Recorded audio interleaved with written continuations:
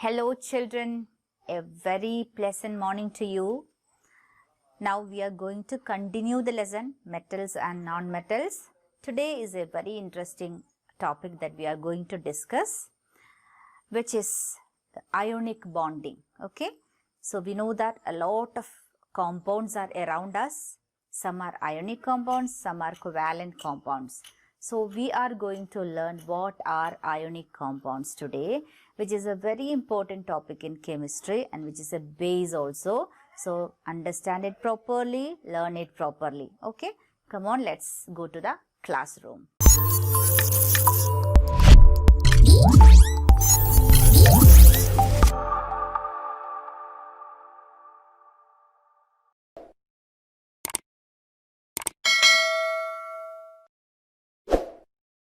A very pleasant good morning to you, my dear children. Today's topic is reaction between a metal and a non-metal. For example, we know that when a metal sodium reacts with a non-metal chlorine, sodium chloride will be formed. Or magnesium reacts with a non-metal oxygen, magnesium oxide is formed.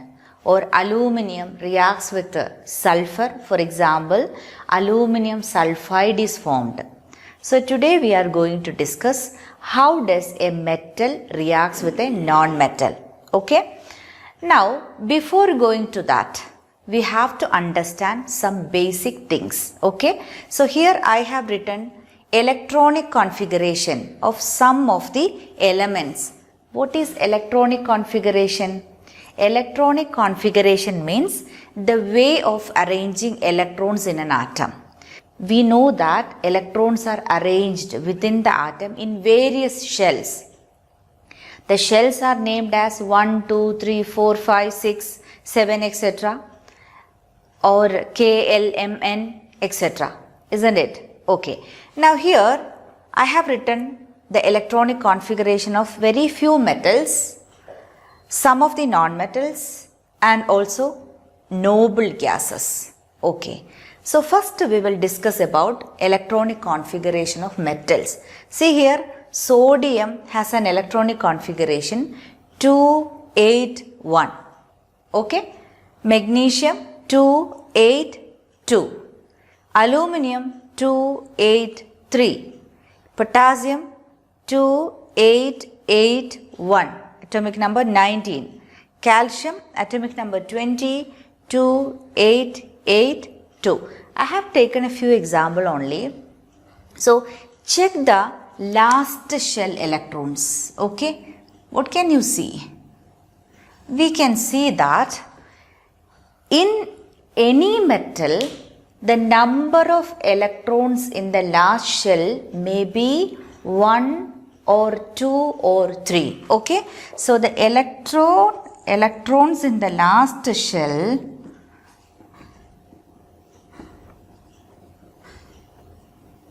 will be 1 or 2 or 3. Remember that point. Okay. Now coming to non-metals. So I have written carbon, nitrogen, oxygen, fluorine, silicon, phosphorus, sulfur and chlorine and their electronic configurations. When you analyze, okay, the last shell of these atoms, non-metals, you can see they can be 4, 5, 6 or 7, isn't it? Okay, so number of electrons in the last shell of a non-metal may be 4, 5, 6 or 7. Okay, remember that point. Okay, now moving to noble gases. What are noble gases? Noble gases are the 18th group in the periodic table, the last group in the periodic table. What is their speciality? They are inert gases. Inert meaning they do not react with any other substances. They are inert in nature. They are lazy in nature. Okay. Why they are lazy in nature? So let's check their electronic configuration. See, except helium, we know that helium has only one single shell and the maximum capacity of that shell is 2. So helium has got 2 electrons, which means its first shell, that means the only shell in helium is full. Okay. And what about other noble gases? I have written till krypton only: neon, argon and krypton. Xenon and radon are also there. I didn't write that. Okay.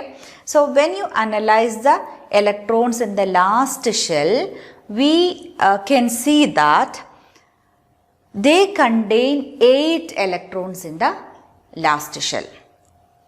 Okay. This is the reason for their inert nature. Okay. They have 8 electrons in the last shell. Therefore, they are inert in nature. Okay. Now, that is called octet rule. What is octet rule? Octet rule means when an atom has 8 electrons in its last shell, it will become inactive or stable. They are stable. They can exist as a single atom. They do not combine with any other atoms. Did you understand? Okay. So every atom is trying to be stable. So whatever atom is, whether it is a metal or a non-metal, they all are trying to become stable. So how can a metal become stable? See, remember from their electronic configuration, we have seen that they have either 1, 2 or 3 electrons in their last shell, right? So metals will always lose electrons. We know that after losing 1 electron, the electronic configuration of sodium will become 2,8, which is the electronic configuration of neon. Okay, so every atom is trying to get the electronic configuration of noble gases. In the case of magnesium, if it loses 2 electrons, it will become the electronic configuration. It will gain the electronic configuration of neon, right? And in the case of potassium, if it loses 1 electron, it will get the electronic configuration of argon. Okay, you can see argon there, 288. Here also 288. So what about non-metals? We know that non-metals are having 4 or 5 or 6 or 7 electrons in their last shell. So how can it become, or how can it gain noble gas electronic configuration? For example, if you take the example of fluorine, okay, if it gains 1 more electron, it will become the noble gas electronic configuration, right? 2,7. It will become 2,8. So, and in the case of oxygen, 2,6. So, it will gain 2 more electrons, okay? So, remember, non-metals always gain, or in some cases they will share electrons. They will never lose electrons. Remember, they will never lose electrons. They will either gain or share electrons. In the case of carbon, they will share electrons because 4 electrons in the last shell. So if an atom is having 4 electrons in the last shell, they will prefer to share the electrons. Okay, that we will study later. Okay, now remember, when a metal and a non-metal react each other, okay, metals will lose electrons and non-metals will gain electrons. Okay, so that you have to keep in your mind. We are going to discuss more about the reaction between a metal and a non-metal. Hope you understood the basic knowledge. Okay, so I'll move to the reaction. In sodium, 11 electrons were there and 11 protons are there in the nucleus. Now what happened after losing 1 electron? Okay, sodium now has only 10 electrons but 11 protons. We know that protons are having positive charge and electrons are having negative charge. What happened here? Now sodium has got 1 positive charge extra because it lost 1 negative charge. Okay, so sodium became sodium positive ion. So when an atom loses electron or electrons, it will become positive ion. So metals are always become electropositive in nature. That means they will always lose electrons. Is that clear? So positive, sodium became sodium plus ion. So positive ions are called cations. Remember the term cations. Okay. Positive ions are called cations. Okay. Now what about chlorine? Chlorine was having 17 electrons and 17 protons initially. Okay. Now what happened? After gaining one more electron, the number of electrons in chlorine atom became 18, but proton positive charges are still 17. So what happened? Chlorine got one negative, extra negative charge, and it became chloride ion, or so negative ions are called anions. Remember that point. Negative ions are called anions. Now let me draw the resultant diagram. So what happened here? Sodium, okay, now became positive in nature. If you want, you can draw two shells, okay. So I'm now drawing here Na plus. And what happened to chlorine? Chlorine became, I'm just drawing the last shell. Here in this case also, you can draw only the last shell, no problem. Sodium, only one shell and one electron you can draw. You can exclude this two shells which is already full and which are not taking part in the chemical reaction. Therefore, you can only draw the last shell. So in the coming diagrams, I will draw only the last shell. So this is the first example. That is why I draw the complete shells. Okay. Now sodium became Na plus and chlorine became, I'll put a square bracket here. What happens? Chlorine became, okay, I'll put the electrons with red.